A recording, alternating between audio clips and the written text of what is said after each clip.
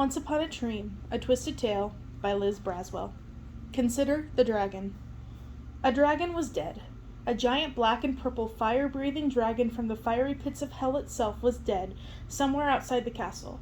Thorns were falling from the battlements like rain, making curiously pleasant wooden sounds on the grounds of the bailey. Many strange and dire things were happening to an ancient keep that had already endured anything unusual treatment for the past 16 years. The handsome prince had killed the dragon with the help of the 3 strange little fairies who now followed.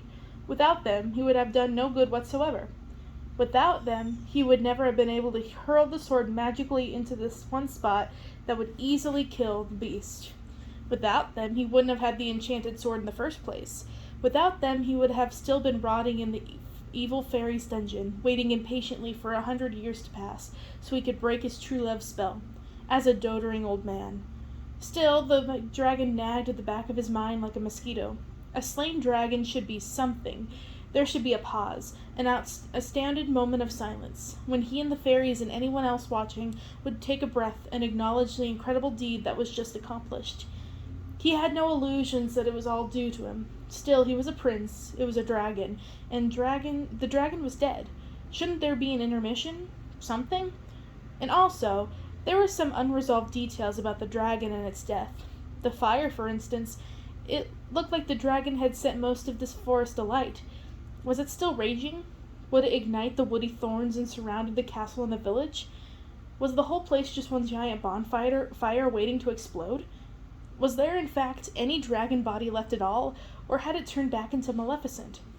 Had he been battling a dragon that had temporarily been in fairy form, or had the fairy transformed itself into the beast? Was it really from hell, or was that more hyperbole on the fairy's part? And yet, still he climbed steps in the silent, drowsing castle. The girl who was destined to sleep 100 years had only been unconscious for a few hours, along with the rest of her kingdom. Already the inside air had the cool, musty smell, usually associated with the bedrooms of those who didn't move much.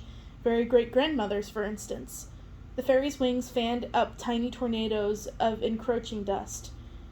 The dragon faded in his mind as he fought off the strange presence of magical sleep. The good fairy's spell affected even those it wasn't meant for. Murky, dim halls only added to his feeling of swimming through the castle while kicking his legs toward the sun. For that it was what he attained in defeating the dragon, the girl, Sunlight herself. He first saw her in a ray of sunshine. She was dancing and singing in the forest clearing, her golden hair sparkling as it swirled around her. Her voice was the very essence of a happy sunny day distilled into song. She was as weightless on her toes as golden motes on a drowsy beam, floating their way into the ceiling. Very soon now, he would kiss the girl, break the spell, wake the girl, and everyone, and they would marry, and there would be happily ever afters for all. Or something. The fairies weren't exactly explicit when they had come out of nowhere, freed him, and helped him kill the dragon, and led him to the set of stairs that they were presently climbing.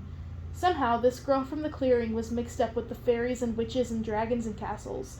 This familiar castle, where he had been taken as a child to see the drooling baby he would someday marry. It turned out the forest girl was the princess. Not that it mattered to the prince. He was willing to unend convention and marry a peasant for love. This was, however, a lot more convenient for everybody.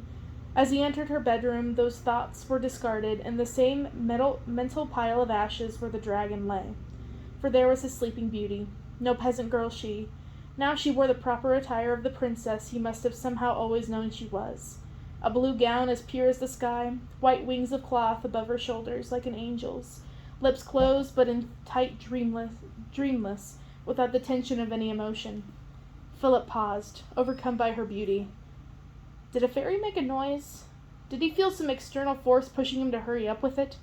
The dragon was dead, and there were a million explanations waiting. There was a sleeping girl before him dying to wake up. He knelt, pressing his own lips ever so softly to hers. Immediately, his knees crumpled. He felt his head hitting the soft quilts and satin bolsters on her head. His last thought, before sleep and someone else's dreams overcame him. That damned dragon. Did anyone make sure it was actually dead?